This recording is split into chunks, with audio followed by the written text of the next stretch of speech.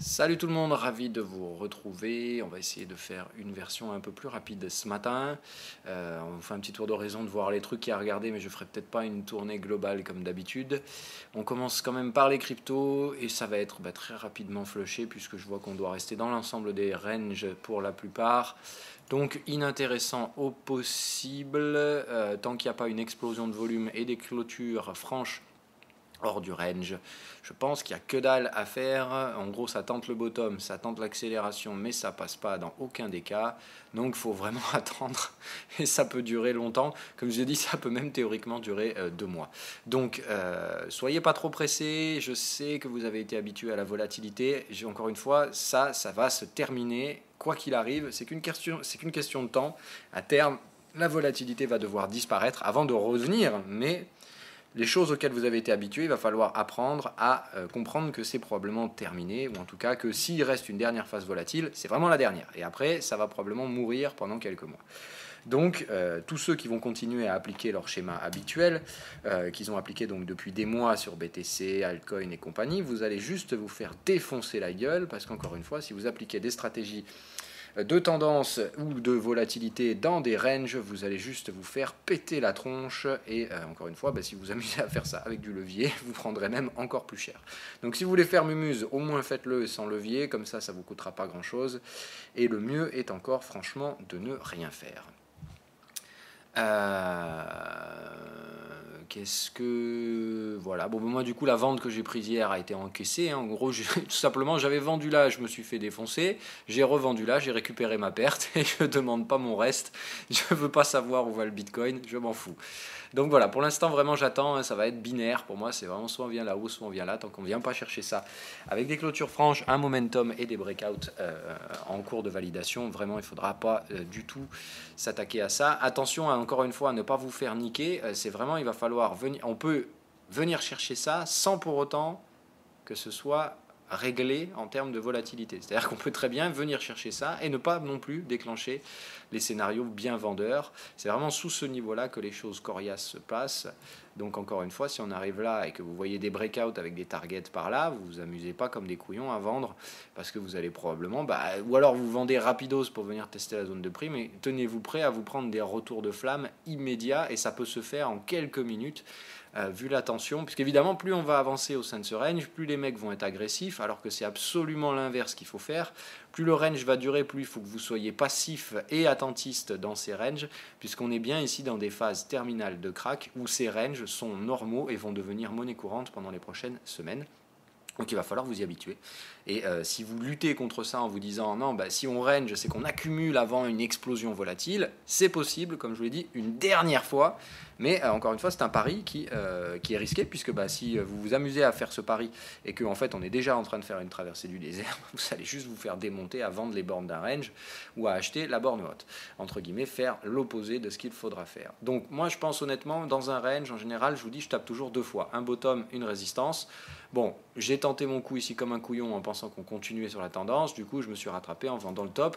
Mais c'est tout. Voilà. C'est-à-dire que maintenant qu'on a fait bottom, top, on peut revenir chercher le bottom une nouvelle fois. Et pour ceux qui sont vraiment chauds, essayer de chercher un achat dans la partie basse, sous condition de signal obligatoire, mais vraiment obligatoire. Hein. C'est-à-dire que si en plus vous attaquez à une borne de range, si vous le faites sans signal, il va falloir être showtime. Et le mieux, ce serait d'attendre, voyez, hop, un breakout baissier avec une target par là. Et là, hop, vous rachetez le breakout. Vous rachetez sur la target du break. Exactement l'opposé de ça, quoi. Voilà, essayez de racheter ça. C'est ce qui me semble être pour moi la stratégie la plus utile à faire, mais vraiment une dernière fois, et comme c'est la 3e fois qu'on fait une touchette sur la borne du range, ça peut très bien céder, ça peut aussi, comme je vous dis, vous coller une méchasse basse, et puis ça revient derrière, donc vraiment patience. Marché à couillon, comme je vous l'ai dit, maintenant la spéculation, je pense qu'il faut vraiment plus s'y attaquer sur les parties crypto. Je regarde même pas les autres, parce que pour moi ça me semble vraiment être la même chose, je pense, donc rien à faire sur les cryptos pour l'instant, vraiment beaucoup de patience. Je regarde rapidos tour d'horizon. Encore une fois, je ne sais pas du tout ce qui s'est passé. On va regarder le calendrier. Que dalle de chez que dalle. Ah, évidemment, des PMI en Allemagne, toujours pas bon. Les minutes de la BCE à 13h30. On va voir si ça peut faire bouger. Hier, on a eu des stats américaines qui n'étaient pas géniales. C'était quoi hier déjà qui est tombé? Non, j'ai vu un truc. Ah voilà, non, c'était pas les. Pourquoi j'ai vu une passer une stat négative. Ça c'est demain, oui, ok, d'accord. Hier, voilà, les ventes de logements existants n'étaient pas géniales. C'est un peu moins qu'attendu et c'est moins que le mois précédent. C'est en contraction, donc c'est pas génial. Et par contre, je comprends pas. Vente de logements existants. Et là, on a quoi aujourd'hui? Les ventes de logements neufs. Ok, d'accord. Donc on va voir, attention, hein, le mois dernier, on était carrément en contraction sur les ventes de logements neufs. C'est un truc qu'il va falloir faire attention, ça. C'est surtout que, ouais, voilà, c'est la précédente là qui est sortie très très mauvaise. On peut pas avoir la putain de courbe là. Voilà. Bon, c'est pas... Non, en fait, c'est normal. Bon, donc on est dans le rythme habituel, rythme de croisière. Donc on va essayer de voir quelle est la variation.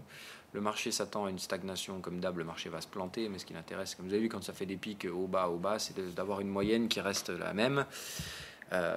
Donc à surveiller, encore une fois, les ventes de logements neufs, c'est des stats très très dérivés de l'inflation, donc à surveiller, mais voilà, ça fait toujours partie de la thématique de fond par rapport à la Fed, donc à surveiller, mais pas de grands catalyseurs à attendre aujourd'hui. Allez, donc un petit tour d'horizon, pardon, sans biais quel qu'il soit pour l'instant. Je vais juste essayer de surveiller d'un point de vue global par rapport aux stratégies en cours, ce qui pourrait ne pas bien se passer. Alors Nvidia, ça retrace au-dessus du gap baissier, et ça me surprend un peu, mais c'est pas non plus la fin du monde. Je pense qu'il va falloir invalider les scénarios sur Nvidia temporairement, parce que là, ça se redirige vers les sommets historiques. Avec des breakouts typiques de range, mais comme le range est acheteur, je pense sérieusement qu'on va se rediriger vers les targets. La target est là-haut, et ça me semble totalement atteignable. Donc je pense qu'il va falloir invalider les scénarios sur Nvidia et accepter une petite perte spéculative là-dessus. Donc aujourd'hui, je vais aller couper mes Nvidia cet après-midi. Je n'achète pas, hein, encore une fois, mais je vais laisser le marché s'euphoriser autant qu'il le souhaite. General Electric, comme d'hab, c'est vendu. De toute façon, vous prenez en ce moment en Wall Street, l'important c'est de faire l'opposé de ce qui est normal. Tout ce qui est normal est stupide, tout ce qui est anormal rémunère. Vous l'avez compris, c'est ce dont on a parlé hier.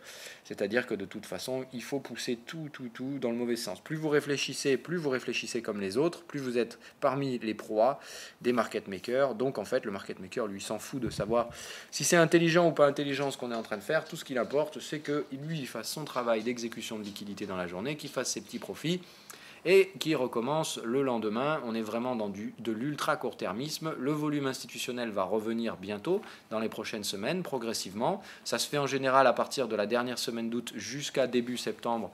On a toujours encore des gens en vacances. Début septembre, le volume sera clairement revenu sur les marchés. Et on va voir, le volume va sanctionner. Encore une fois, ceux qui réfléchissent, ce sont les institutionnels. Les market makers, ils ont aucun intérêt à savoir. Ils font pas de macroéconomie, ils s'en branlent. Et les particuliers font juste n'importe quoi. Donc, entre guillemets, le market maker, comme je vous l'ai dit, expliqué hier, il chasse les particuliers et il fait mumuse. Voilà, on fait tourner le casino alors que le casino est en pause, quoi, entre guillemets. On fait tourner le minimum syndical pendant l'été, on fait un peu n'importe quoi, puis on corrige ça à la rentrée ou en général au mois d'octobre. Voilà, c'est-à-dire qu'en rentrée, on pousse un peu les tendances, on va chercher des prix très intéressants pour les institutionnels, puis ils vendent, et derrière, en général, on corrige.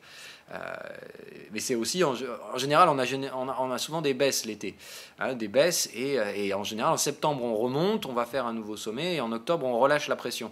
C'est des cycles de flux, donc il faut faire attention. Le coup de septembre va être un mois haussier parce qu'on a eu un été haussier. C'est vrai que dans les dash boursiers, en général, c'est également le cas. C'est-à-dire que quand on a réussi à tenir un été sous faible volatilité avec des hausses indicielles, généralement le mois de septembre est haussier et va chercher de grosses résistances et ensuite on dump en octobre. Donc on va voir si c'est le même schéma qu'on est en train de préparer, d'autant que là je vous ai dit, en plus on a les échéances mi-mandat et compagnie.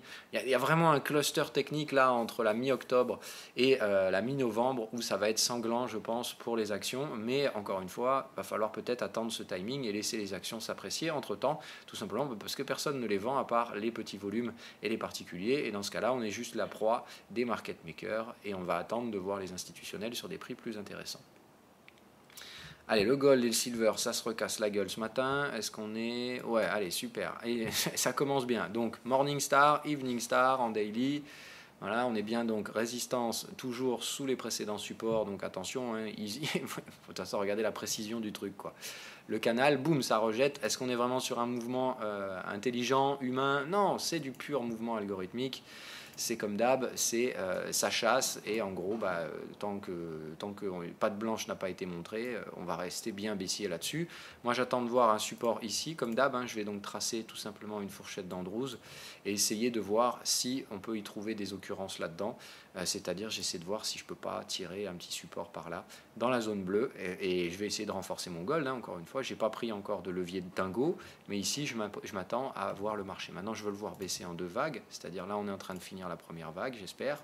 J'aimerais bien que ça fasse une structure de type ABC, comme ça, qui serait assez intéressante. C'est-à-dire, j'aimerais qu'on fasse un deuxième contact baissier sur le canal. Alors, vraiment, pour moi, ça, ce serait le contexte académique pour venir chercher des prix intéressants. Deuxième contact sur l'oblique, on la rejette une deuxième fois, comme ça on la matérialise bien pour tout le monde. Et ici, on vient trouver un support acheteur sur la médiane de l'ancien canal, sur le bas de la fourchette d'Andrews en soutien haussier. Et tout simplement, là derrière, on aura toutes les possibilités d'aller s'extirper, revenir chercher la zone de volume précédente, c'est-à-dire les 1223. Et ça nous fera sans problème une nouvelle vague haussière ici à faire en type 1, 2, 3, 4 et 5 jusqu'à la zone de breakout.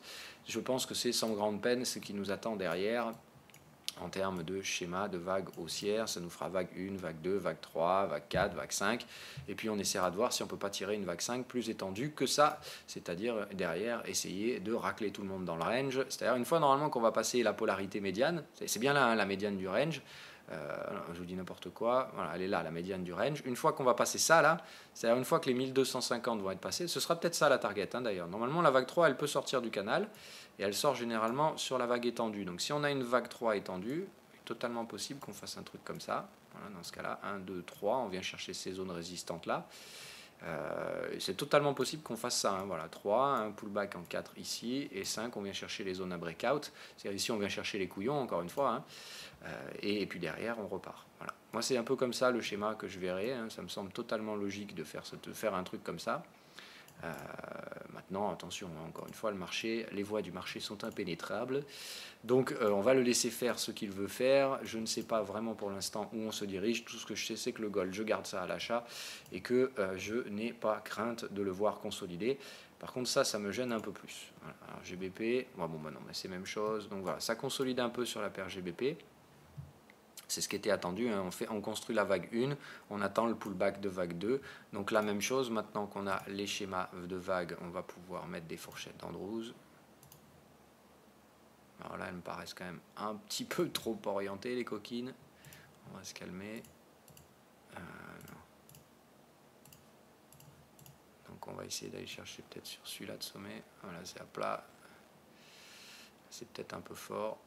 Mais théoriquement, c'est là qu'on devrait le faire. Normalement, c'est vraiment la vague baissière. Elle a commencé ici, on termine là et on fait une vague 1. Mais ça voudrait dire, ça annoncerait des consolidations à plat. Là. Plutôt la formation d'un range, donc sur GBP USD, à venir. Bon, moi honnêtement, de toute façon, ce truc-là, j'attends clairement que le GBP se reprenne. Donc on va voir si on oscille à l'intérieur là-dedans. Tant qu'on ne revient pas chercher la résistance, je pense que sur celle-là, il n'y a pas de... Ça me paraît trop dangereux là, de se mettre en mode agressif là-dedans, à essayer d'attraper tout ce qui bouge. Je pense vraiment sincèrement, là, voilà, peut-être la formation d'un range à plat là, sur la position 61,8. Osciller ici, voilà, patienter, et puis à terme, j'espère essayer de trouver donc une sortie haussière. Je dirais que tant qu'on n'a pas franchi cette résistance-là, on ne saura pas qu'on est en vague 2. Et là, on risque d'avoir un bon gros bruit spéculatif. Je préfère rester à l'écart de ça. Sur la partie euro-yen, ça range. Sans grande surprise, on va donc essayer probablement d'aller chasser les stops. Comme je vous l'avais dit, ici on est sur la zone technique où normalement ça devrait réagir. Il y a une zone de breakout au-dessus, normalement on ne devrait pas y aller. Mais comme d'hab, on va y aller pour emmerder le monde. Donc pourquoi pas un ratio 61 ou des petits stops au-dessus à déclencher. Je vais donc être un petit peu plus patient que prévu. Pourtant, il y a bien le signal ici, le TP dans la zone technique, dans un cycle bear. Il y a tout ce qu'il faut pour vendre. Mais comme d'hab, le marché va juste prendre les gens pour des cons d'abord. Donc, comme on est dans la quinzaine d'août, je préfère être prudent et être un petit peu patient. L'USD CNH qui devrait revenir gentiment chercher la zone de vente. Donc patience, on est sous une résistance ici. J'attends de voir tout simplement, si possible, 2 vagues de hausse pour avoir une consolidation bien claire. En tout cas, sinon, tant qu'on n'est pas là-haut, moi je ne fais rien. La UDNZD, ah putain, ça c'est problématique, ça commence à me casser les couilles. Donc je crois qu'il s'est passé un truc à UD, il m'a semblé avoir vu passer ça ce matin rapidos dans les news là.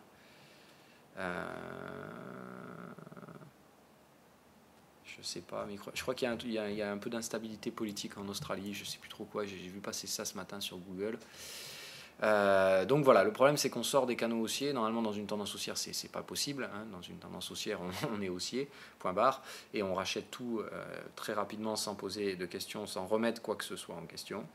Donc là c'est problème, on remet en question les tendances haussières, c'est-à-dire je me pose la question de savoir si la UDNZD n'est pas toujours dans son range mensuel, hein, c'est-à-dire voilà, si on ne parvient pas à franchir les résistances et qu'on évolue toujours dans des schémas de vagues en paire, c'est-à-dire 1, 2, enfin 1, 2, et si on repart pour 2 vagues de baisse, ça commence à m'emmerder. Alors que ici, voilà, moi c'est pour ça que j'ai pris un biais haussier sur la UDNZD, et je pense que on va sortir de ces structures consolidantes, parce qu'on a réussi pour la première fois à installer 3 vagues de hausse. Vous voyez, ça fait 1, 2, 3, 4, 5. Ça, normalement, c'est une vague d'accumulation qui nous induit, qui semble introduire le fait que la prochaine vague va être la vague étendue et en plus qu'elle va casser de la résistance. Donc c'est pour ça que la UDNZD, j'ai une forte conviction, mais je ne comprends pas, encore une fois, ces dynamiques qui font qu'il faut d'abord faire souffrir, encore une fois, tout le monde.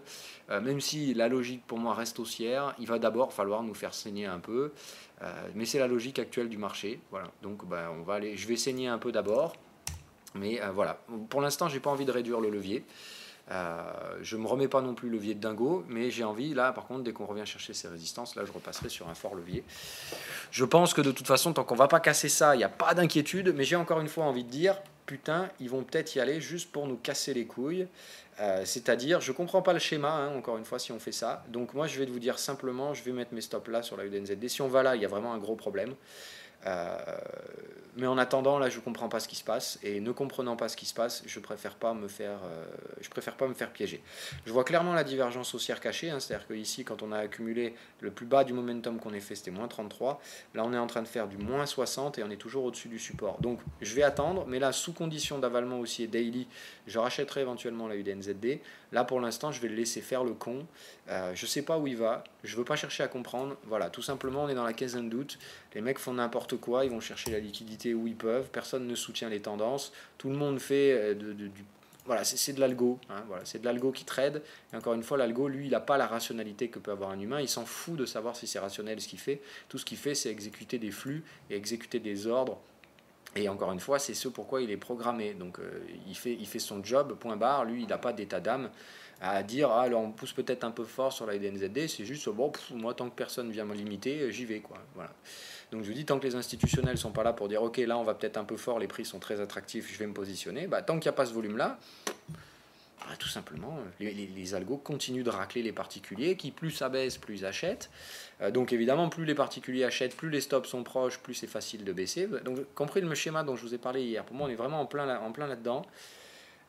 Donc ça m'étonne pas en fait de voir tous mes scénarios se faire mettre à mal pour des raisons complètement stupides.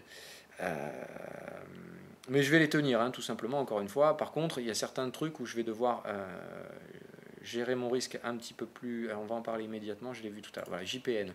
Là, il va falloir gérer le risque parce que là, tout simplement, on fait des clôtures daily au-dessus des niveaux résistants. Et encore une fois, je ne veux pas qu'on rentre dans la vague 1. Je veux vraiment qu'on garde un schéma baissier là. Et pour l'instant, ça ne se met pas bien en place. J'aimerais voir ce gros breakout se mettre en place ici pour vraiment avoir une belle structure tendancielle. Après cette longue accumulation, en fait, répliquer ça. Hein. Ici, l'accumulation a été rapide. On avait vraiment fait vague 1, 2, 3, 4 à plat et la grosse 5 qui avait tout démonté. Là, on fait la même un petit peu plus longue sur la phase d'accumulation. J'attends la même sortie baissière extrêmement épidermique ici. Mais il y a toujours ce quid de quand est-ce que les indices américains vont bien se décider à vouloir lâcher un peu la pression. Pour l'instant, ce n'est pas le cas. Voilà. Donc j'attends patiemment sur ce truc. Mais c'est en 2 heures où en fait on voit le problème. C'est-à-dire qu'en 2 heures, voilà, ici, on a bien les signaux vendeurs, il y a bien l'exit, il y a tout ce qu'il faut. Le problème, c'est le squeeze. C'est-à-dire que face à un squeeze, encore une fois, vous ne pouvez pas trader, c'est pas possible. Il faut faire une seule chose, écarter ses stops, c'est-à-dire bien les placer suffisamment loin pour que normalement ils ne soient pas atteignables. Donc là, je pense qu'il faut remonter les stops ici. Hein. Moi, je les avais mis par là à break-even. Là, je suis tout prêt. Il était hors de question de prendre un risque de perte sur JPN. Alors, je préfère risquer de prendre une perte en cas de tendance haussière. C'est une perte sèche, hein, mais là, mettre à break-even, je sens le coup où le marché va juste faire hop, hop, et puis derrière, tu te fais base la gueule, stupidement. Donc, par contre, j'attends clairement maintenant, si on casse les supports à la suite de ce squeeze, je pourrais même dire, en fait, là, si on vient ici, c'est déjà parfait. Là, on a bien un double boule, c'est-à-dire que normalement, pour moi, si on revient chercher ce support, c'est vraiment hop, tac, tac, on passe à travers, le squeeze est validé. Et là, alors pardon, ici et avec des clôtures, hein, il faut qu'on passe sous le support et avec de la clotte. Si ça passe ici en clôture, je pense qu'il y a tout ce qu'il faut pour démonter tout ce petit monde. Je vais mettre une clôture sous les plus basses clôtures, ça me paraît déjà pas mal comme système. Voilà. Donc pour valider et renforcer sur le JPN, il faudra vraiment attendre ça. C'est ce qui me semble être le plus radical pour l'instant en positionnement. J'attends de voir les bounds exploser comme toujours. Là, on est vraiment en train de constituer des creux ascendants 3 fois de suite. Je ne veux pas un triangle, hein, je veux vraiment là que les bounds, bam, on démonte tout ce petit monde et qu'on casse tout ça par le haut. On est déjà sur la phase de contraction. Hein. A, B, C, D, E. Normalement, c'est terminé pour le triangle. Là, je veux une phase haussière. Donc je veux la voir sur les prix, elle est totalement mature, là il est temps que la BCE, enfin que les investisseurs se réveillent sur les bons. Si on veut avoir des actions haussières, la première des choses c'est de relâcher la pression sur les bons du Trésor et surtout de se rendre compte que là dans quelques mois la BCE c'est shut-off, elles vont s'arrêter. Elle va s'arrêter d'acheter et on va avoir probablement une crise à nouveau sur la dette en zone européenne. Il va falloir arrêter de penser que ce sera QE forever. Hein, on a bien compris au niveau des instances européennes que là, la BCE, elle n'a plus de marge de manœuvre et on ne lui laissera pas la marge de manœuvre. Donc il faut arrêter de penser que ça va être QE no limit. Le marché, encore une fois, il a ses espérances, mais il y a une réalité financière derrière. Aujourd'hui, on ne peut pas. La dette en zone euro, elle est au niveau du PIB, à quasi 100% du PIB. On s'arrête. Voilà, c'est plus possible. On ne va pas au-delà des 100%, sauf s'il y a un cataclysme financier, c'est-à-dire que là, pour l'instant, on ne va pas jouer là-dessus. Voilà. Il n'y a pas encore de cataclysme, donc il n'y a pas de raison. Tout va bien, et pourquoi on garde l'assouplissement monétaire alors? Au bout d'un moment, il faut arrêter de prendre les gens pour des cons. Donc, on va aller se diriger vers des zones de risque, tout simplement parce qu'il va falloir supprimer l'assouplissement, et on va voir comment le marché réagit. Moi, je vous ai dit comment ça va réagir. Je pense qu'il y a 80% de chances pour que ça queen, mais encore une fois, c'est normal. Putain, il va falloir payer le prix de toutes ces conneries. C'est juste c'est comme ça que le monde a toujours fonctionné. Quand vous dopez quelqu'un, il se passe quoi derrière? Il est fatigué. C'est aussi stupide que ça, en fait. Vous prenez un coureur cycliste, vous le bourrez de trucs qui vont lui permettre d'être ultra performant. Vous croyez que le lendemain, il va être premier de la course suivante si vous lui enlevez son dopage? Non, forcément, le lendemain, il va être complètement dead parce que le corps va devoir accuser le coup de ce qu'il a fait le jour précédent. C'est exactement la même chose. On a dopé les marchés, il va falloir qu'ils souffrent un peu maintenant. Mais c'est normal. Je n'ai pas dit qu'ils allaient mourir, je juste dit qu'il va falloir payer le prix de ces conneries. C'est un dopage ce qu'on a fait. On a dopé le marché, maintenant c'est bien, ça a marché. Voilà, il va falloir payer le prix du dopage. Hein. C'est aussi simple que ça. Le reste, ça me semble plutôt conforme aux attentes. Donc hier, la Fed ne fait pas vraiment beaucoup bouger les marchés. Le Russell clôture en haut. Donc c'est tout ce qui m'importe. Hein. Moi, de toute façon, maintenant, sur les indices américains, j'ai que le Nasdaq. Mais il ne va pas tarder à me stopper. Le Russell, il ne va pas tarder à me stopper, j'en sais rien. Mais bon, vous avez bien compris le principe. Hein. De toute façon, à Wall Street, encore une fois, tous les panneaux vont dans le même sens. C'est-à-dire qu'on forme un triangle, on y arrive par le haut. Donc on va sortir par le haut. C'est toujours la dynamique à Wall Street. De toute façon, vous comprenez bien, dès qu'il y a une oblique de support, il est impossible de la casser.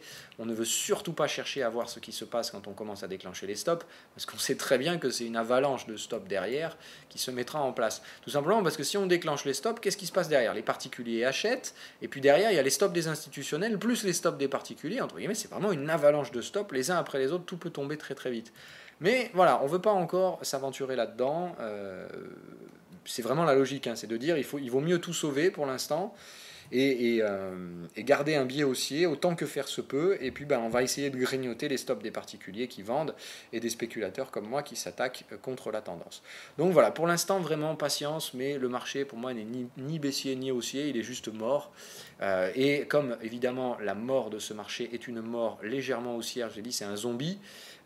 C'est un marché zombie qui ne reste pas sur place. Il faut forcément qu'il avance un peu parce qu'il faut que le casino boursier marche, il faut que ça fonctionne et il faut que les gens tradent. Pour que ça ait l'air réel, il faut que ça marche tout le temps. Encore une fois, on ne peut pas arrêter le marché, il ne faut surtout pas l'arrêter, sinon on se poserait des questions. Donc il faut toujours du volume, même si ce volume est complètement artificiel et en gros c'est des robots qui s'achètent et qui se revendent 15 000 fois dans la même journée. C'est complètement stupide comme volume, mais il faut que le volume soit là, il faut que les lumières s'allument le matin, il faut qu'elles s'éteignent le soir et qu'elles recommencent le jour suivant, autant que faire se peut. Même pendant la quinzaine d'août, même si personne n'en a rien à foutre des prix qu'on est en train d'imprimer, il faut imprimer des prix, c'est la loi du marché. Donc pour l'instant, patience, tout semble indiquer que Wall Street et compagnie, ça ne veut pas baisser, même si on a une vague 4 ici et qu'on est typiquement dans une vague 5, On voit que les schémas restent bien haussiers, donc ils ne veulent pas se prendre la tronche. On est dans des canaux, hein, encore une fois. La structure canal, ce qui est chiant, c'est qu'on avance en crabe. Vous voyez, c'est vraiment, on revient tester les précédentes résistances et elles font support systématiquement. Et ça, c'est très chiant parce que du coup, le marché, en fait, il n'y a pas de vagues. Enfin, c'est des vagues, mais ce n'est pas des vagues. Voilà, c'est un marché mort, en fait. C'est vraiment le marché zombie, vous voyez. C'est j'avance. Oh, bon, je me remets un pas. Enfin, je restagne. Vous voyez, imaginez-vous vraiment, le zombie, ça avance par à-coups. Vous voyez, c'est j'avance doucement. Je remets encore un pas devant, puis je remets encore un pas devant. On ne sait pas pourquoi on avance, mais on avance dans une direction, celle qui est donnée par la liquidité. Et cette liquidité, elle veut obligatoirement aller vers les achats, puisqu'il vaut mieux faire des gains que des pertes dans le marché. Donc, à défaut, ne sachant trop où aller, au lieu de rester sur place, on avance lentement mais sûrement dans ces mouvements zombies, doucement vers toujours un petit peu plus haut, jusqu'à ce qu'encore une fois, je vous dis, on retrouve un volume institutionnel qui va shorter à découvert et qui va le faire avec du volume. Et là, pour le coup, ça va limiter le marché. Donc pour l'instant, on attend que ce volume revienne, que les institutionnels se motivent à dire ok, là c'est bon, on est sur des bons prix pour vendre certaines actions à découvert, des grosses comme Apple et compagnie, et je vous dis, ça va pas tarder à arriver, hein. Mais pour l'instant, personne ne s'y risque, tout simplement parce que personne ne trade. En zone européenne, qu'est-ce qui se passe? On est toujours mort, mais sous des résistances. C'est-à-dire, vous avez bien compris le principe. Le pognon quitte le monde entier pour arriver à Wall Street, puisque Wall Street ne rend jamais les gains, puisqu'à chaque fois qu'il y a une phase de baisse, ça arrive à Wall Street. Voilà. Donc les phases de baisse, c'est tout le monde baisse, Wall Street reste à plat. Zombie, hein. Et puis quand tout le monde monte, Wall Street monte. Voilà, donc c'est parfait. Ça permet à Wall Street de bénéficier de toutes les impulsions haussières, de neutraliser toutes les impulsions baissières. Et vous avez donc ce qui ici donne un marché zombie baissier, vous avez un marché zombie aussi aux États-Unis. Bon, enfin c'est complètement con. Hein. Encore une fois, tous ces arbitrages, c'est pas des cerveaux humains qui font ça, c'est des afflux de liquidités stupides. Et encore une fois, c'est des tendances qui se poursuivent uniquement par des mécaniques habituels qui font que ne sachant trop quoi faire, on va suivre les tendances. Et je vous dis, c'est cette petite bataille stupide entre suiveurs de tendances et spéculateurs qui en ce moment bénéficient très légèrement aux suiveurs de tendances. Et évidemment, comme d'hab, ils se gargarisent de venir nous emmerder, nous les spéculateurs, sur l'ensemble des réseaux sociaux, comme c'est à mon habitude tous les étés. On nous critique, on nous dit qu'on a tort de spéculer, que d'ailleurs on enchaîne les pertes. Et on est bien là, évidemment, pour nous rappeler toujours nos pertes spéculatives.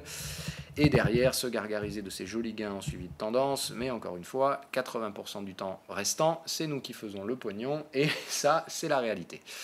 Allez, par exemple, c'est pas grave, on va bouger sur le reste. Est-ce que les junk bonds ont bien tenu la clôture hier? Oui. Donc c'est parfait, voilà, plus rien à faire. Le repo est à 2%, donc encore une fois, le marché spécule bien sur la hausse de taux qui va nous tirer vers les 2,25, 2,30. Donc toujours encore hein, le bon vieux marché zombie, sauf que quand on se sera installé au-dessus des 2%, vous allez voir que le marché zombie il va avoir beaucoup plus de mal à fonctionner. Donc après derrière il ne restera plus qu'une chose, attendre gentiment que le volume institutionnel se repositionne, et encore une fois je pense qu'il risque de le faire baissier vers la zone technique charnière, comme je vous dis annuelle. Donc soit il risque d'arriver en septembre et de dire c'est bon on est trop, on short direct, soit on attend gentiment la saisonnalité plus baissière qui se trouve donc, on va dire, normalement c'est à partir de la quinzaine d'octobre, mais ça risque d'anticiper et on risque d'avoir des premiers signaux baissiers dès la deuxième semaine d'octobre. J'ai même envie de dire début octobre, il faudra déjà commencer à regarder des pré-signaux de vente sur certains indices. Voilà pour aujourd'hui, c'est tout ce que j'ai à vous dire. Donc un marché zombie, rien d'intéressant à faire. Prenez des vacances ou si vous êtes déjà en vacances, franchement, prenez pas le temps d'aller regarder les marchés. On se fait chier, même sur les cryptos. Donc vraiment, on va aller à l'essentiel. Pas besoin de se prendre la tête. Réfléchissez pas. Plus vous allez chercher à réfléchir, plus vous allez en fait appuyer sur les boutons. Encore une fois, appuyer sur les boutons de manière rationnelle, c'est bien, c'est ce qu'il faut faire la plupart du temps. Construire un scénario, appuyer sur le bouton, puis laisser faire le marché. Le problème, c'est que comme aujourd'hui, ceux qui sont là pour assurer la liquidité, ils jouent avec vous et que vous êtes les seuls contreparties, encore une fois, eux, ils sont là pour gagner de l'argent, ils ont des moyens infinis et ils ont des informations supérieures aux vôtres. Donc, vous n'avez aucune chance de gagner. Et encore une fois, eux, ils s'en foutent de savoir ce qu'ils vont faire du marché. Ils vont se retrouver limités de temps en temps par des prix très, très, très attractifs à long terme, comme par exemple sur le gold, où la stupidité baissière là s'est arrêtée parce qu'on arrive sur des prix tellement attractifs que même les mecs en vacances ils achètent. Mais voilà, mis à part ça, c'est humain contre robot, et les robots, ils s'en foutent clairement de savoir à quel prix on va. Au bout d'un moment, ils se calment parce que c'est trop risqué, mais sinon, ils vous poussent autant que nécessaire, et plus vous allez chercher à lutter, plus ils vont vous pousser encore plus loin. Si vous l'avez compris, plus vous luttez, plus vous mettez de levier, plus vos stops sont proches, plus ça attire le robot. Donc, plus vous luttez, plus vous êtes mort. Voilà, donc c'est vraiment... alors, on va se mettre celle-là, puisque c'était la dernière vidéo qu'on avait mis. Alors, que tu parles d'un Pascal. Pascal, c'est tout simplement la personne qui m'aide, Pascal le grand frère. Vous êtes con. Non, Pascal, c'est quelqu'un d'adorable qui est tout simplement, il habite sur Toulouse, et il m'a proposé son aide. Voilà, il a du temps de dispo, et il m'a dit, ouais, bon voilà, moi j'aimerais bien t'aider parce que je vois que tu galères un peu. Donc moi, si vous voulez, Pascal, il vient la journée, il se fout sur l'ordi portable derrière. Moi, je lui apprends 2-3 conneries, c'est-à-dire que je lui donne du cours particulier en échange, et lui vient m'aider à répondre à vos messages sur Discord, sur machin, qui me décharge un peu du travail. C'est vraiment, encore une fois, pas de salaire, pas de machin, un pur échange de procédés, comme j'aime. Et puis voilà, quoi. Donc moi je trouve ça super cool, hein, et encore une fois, moi je vous ai dit, je suis pas pour donner des cours particuliers et des trucs comme ça, mais de l'échange de bons procédés, il n'y a aucun problème, je le fais avec grand plaisir. Et dans ce cas-là, voilà, lui effectivement, il vient, il a des cours il a un peu des cours particuliers, je lui apprends des choses que je vous apprends pas forcément à vous, mais bon, rassurez-vous, de toute façon, je vous l'ai toujours dit, mais c'est pas parce qu'il est derrière moi toute la journée que je lui apprends des trucs qui va devenir meilleur trader pour autant. Encore une fois, devenir trader, c'est un processus que seul vous pouvez faire. Donc moi, je vais lui donner des bons conseils. L'avantage qu'il a par rapport à vous, c'est que je vais pouvoir lui donner des conseils plus personnalisés, si vous voulez. Je connais sa psychologie, je sais comment l'aider à avancer un peu plus rapidement. Mais encore une fois, je vais pas faire de lui un trader demain, tout simplement parce qu'il est derrière moi et qu'il a des cours particuliers. C'est vraiment pas ça. Dans tous les cas, ça prend du temps. Je vous l'ai toujours dit, ce qui tue les traders, c'est l'impatience. Enfin, ce qui tue les apprentis traders, c'est surtout ça, c'est l'impatience ou l'avidité, par le fait que dès que vous allez marcher un petit peu, que vous allez avoir plusieurs gains, vous allez immédiatement vous dire et extrapoler ces gains et vous dire, là j'ai gagné 20 € pendant une semaine tous les jours, si je gagnais 50, voilà. Et en faisant ça, vous êtes passé d'un levier 1 à un levier 4, un levier 2,5, et vous allez vous faire démonter. Et c'est aussi con que ça. C'est ce qui tue la plupart des gens, le recours au levier beaucoup trop rapidement par excès de confiance, ou l'impatience qui fait tout simplement que, et quand vous cumulez les deux, là évidemment vous avez toutes les chances de crever. Mais ça, on en a déjà parlé.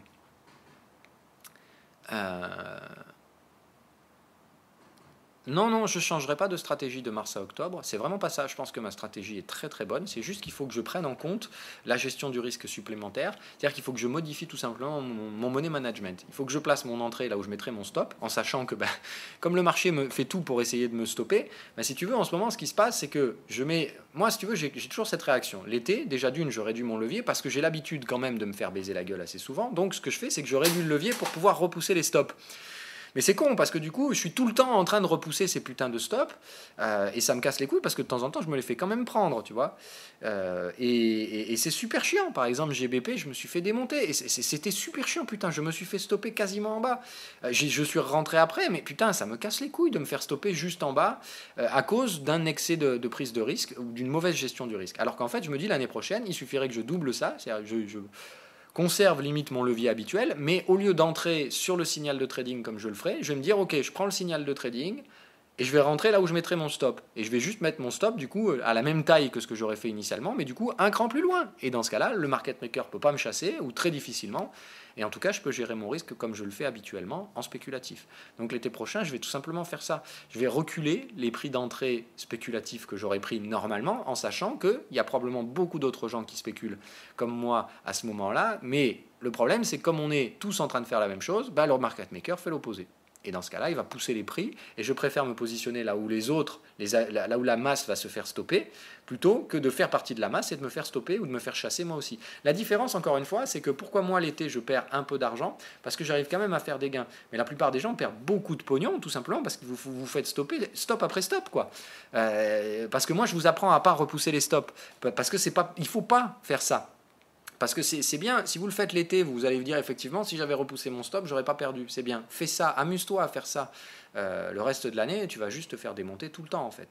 Donc non, mais l'été, voilà, moi c'est vrai que je suis beaucoup plus malléable sur la gestion du risque l'été, tout simplement pour ça, parce que effectivement les scénarios ils vont souvent chercher les niveaux d'invalidation et je me dis non ça pue la chasse au stop, je veux pas faire partie des mecs qui vont se faire stopper, donc je repousse mon stop. Voilà. Vous comprenez le délire? Et c'est vrai qu'effectivement c'est une mauvaise appréciation du risque que j'ai, parce qu'au lieu de faire ça, je ferais mieux de me dire bon ben comme c'est ça tout le temps l'été, je préfère en fait attendre, au lieu d'appliquer bêtement ma stratégie comme je le fais tout au long de l'année. L'été, je me dis bah non, je vais attendre un peu plus, puis je vais me positionner plus loin. Je pense que c'est ça qu'il faut que je fasse. Voilà. Mais clairement pas changer la stratégie, ni l'approche de la stratégie, juste changer le money management.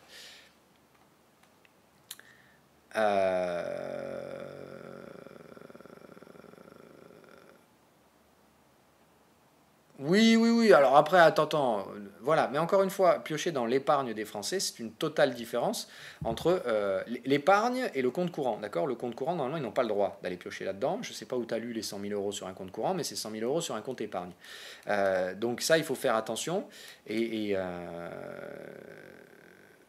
Donc voilà, il faut le faire comme vous faites comme vous voulez. Mais effectivement, moi je l'ai toujours dit, il y a plusieurs leviers en cas de faillite. En cas de faillite généralisée, c'est que de toute façon, la première des choses, c'est qu'on va essayer des bazookas monétaires, c'est-à-dire que la BCE va créer autant de monnaie que nécessaire pour empêcher le problème. Et derrière, les gens ne vont avoir qu'un choix, soit l'accepter et fermer leur gueule, mais encore une fois, quand vous allez au distributeur et que vous ne pouvez pas retirer votre argent, vous allez dire, bon ok, whatever it takes, faites ce que vous voulez, mais je veux récupérer mon pognon. Encore une fois, hein, c'est pour ça que les gros trucs tellement énormes passent comme ça. C'est parce que pour vous mettre une quenelle monstrueuse, il faut que vous soyez désespéré. C'est tout con. Voilà, si aujourd'hui, alors que tout va bien, on vous dit pour se prémunir d'une crise future, on va constituer un fonds de sécurité et on va ponctionner 30% de toute l'épargne des Français. Mais attendez, mais vous êtes ouf. Si on fait ça, les mecs vont dans la rue, ils vont vouloir couper la tête de tous les dirigeants. Donc non, il va falloir attendre que ce soit bien la mouise et que vous soyez en train de galérer pour récupérer votre pognon. Et quand vous allez vous dire, quitte à tout perdre, je préfère perdre que 30%. Tu comprends le raisonnement? C'est vraiment ça. Voilà. Ne serait pas cette histoire avec l'ex-avocat Trump? Peut-être, mais en fait, je pense que ça va être un truc tellement plus stupide. Tu vois, par exemple, Musk et son histoire à la con de racheter, de foutre Tesla en private. Qui l'aurait anticipé ce truc-là? Franchement, qui aurait pu imaginer ça? Personne. Voilà, je pense que c'est typiquement le même genre de truc. Trump va nous sortir un machin tellement énorme, mais comme il est con, Trump, et si tu veux, il va faire un truc qui va probablement pas trop plaire à Wall Street. Wall Street va très rapidement lui faire comprendre, par un gros mouvement épidermique bien baissier. Et en fait, le problème, c'est que Trump, comme il est narcissique, il va prendre ça pour une atteinte personnelle. Et il va très probablement derrière rentrer en guerre contre le marché. Et quand le jour où il va faire ça, c'est terminé parce que le marché sera plus fort. Il va lui enlever tous ses financements. Et tout simplement, quand les riches vont commencer à avoir les couilles serrées, ils vont commencer à faire des pressions politiques. Ce qui fait que de toute façon, quoi qu'il arrive, le pouvoir, c'est pas Trump qui l'a. Trump, il a le pouvoir d'ouvrir sa grande gueule quand il veut, et un jour, je sais qu'il va l'ouvrir de travers, et que comme il est con, et comme il est narcissique, il va commettre les mêmes erreurs que Musk. Et le pire, c'est que comme là, il va retrouver la lumière qu'il a connue pendant ses élections, je sais que pour lui, là, la tentation va être trop forte pour qu'il dise pas une connerie. C'est clair et net. Il retrouve la lumière, il va retourner, il va refaire des meetings devant des centaines de milliers de personnes, il va retrouver la jubilation qu'il a eue, puis la consécration qu'il a connue en étant élu président. La différence, c'est que cette fois, ça ne va pas se passer de la même façon. C'est comme ça que ça se passe pour tous les narcissiques. Ils reproduisent les schémas qu'ils ont connus dans le passé, parmi lesquels ils ont brillé et ils ont réussi, et puis un jour, ça ne marche pas. Et le problème, c'est que comme ça ne marche pas et que ces gens-là ont toujours été habitués à lutter pour réussir, il va lutter pensant que cette fois, il va réussir. Alors que cette fois, il va juste complètement s'enfoncer jusqu'à disparaître et puis on va le mettre hors jeu. Moi, je pense que c'est comme ça que ça va finir. Voilà.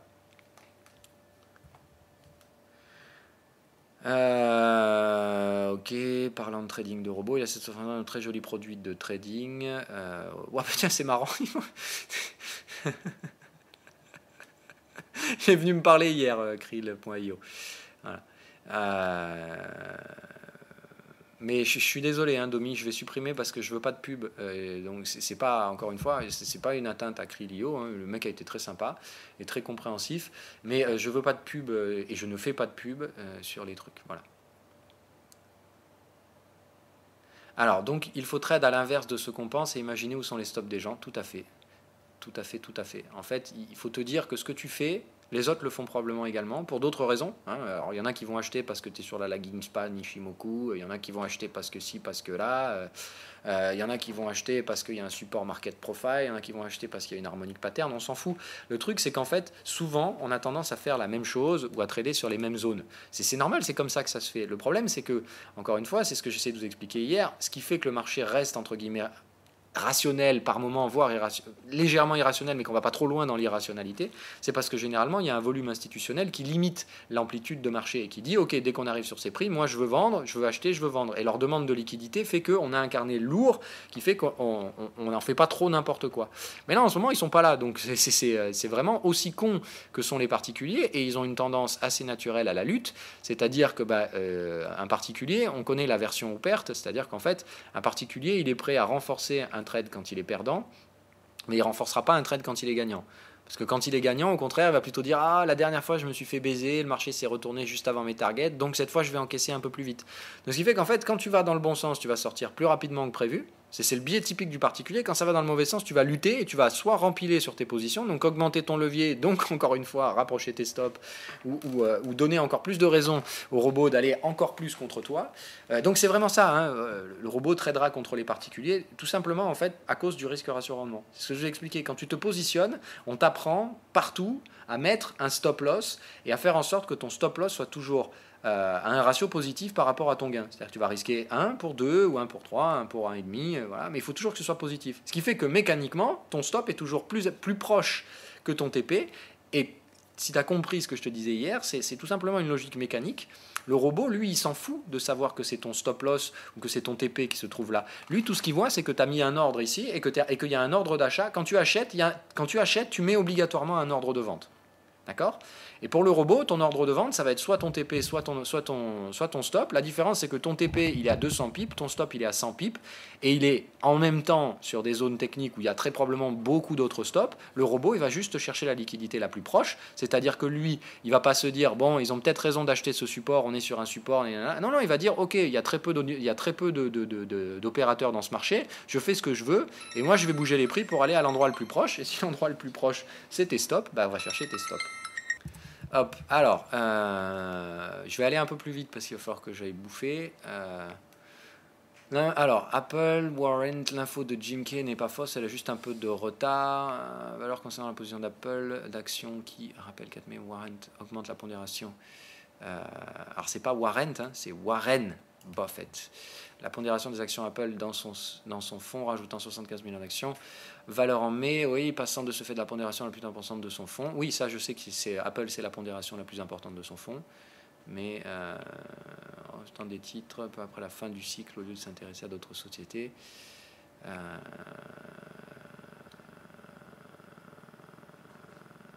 Oui, ok, voilà. Non, mais voilà, il n'y a aucun problème. Donc on est d'accord, il n'y a pas de soussailles.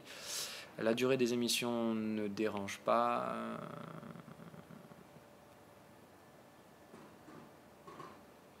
2 jours avant une ascension anormale d'une valeur. J'ai posé une question sur elle à mon market maker au sujet de la date de fin de contrat, et donc ça devait être un institutionnel, sinon c'était des bruits de couloir chez eux. Ils auraient donné idée, j'ai pas pris position.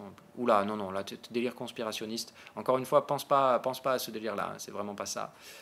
Ceux qui bouffent tes stops, ce sont pas des vilains méchants derrière un bureau, ce sont juste des robots qui sont programmés pour exécuter de la liquidité sans aucune valeur morale, sans aucune notion de support, résistance, d'implication macroéconomique. Ils s'en battent les couilles. Tout ce qu'ils font, c'est dire, ok, aujourd'hui, il y a peu de risques, il y a peu de liquidité, il y a peu de demandes, je vais chercher les ordres les plus proches, et comme c'est souvent les stops, on va chercher tes stops plus que tes TP. Alors,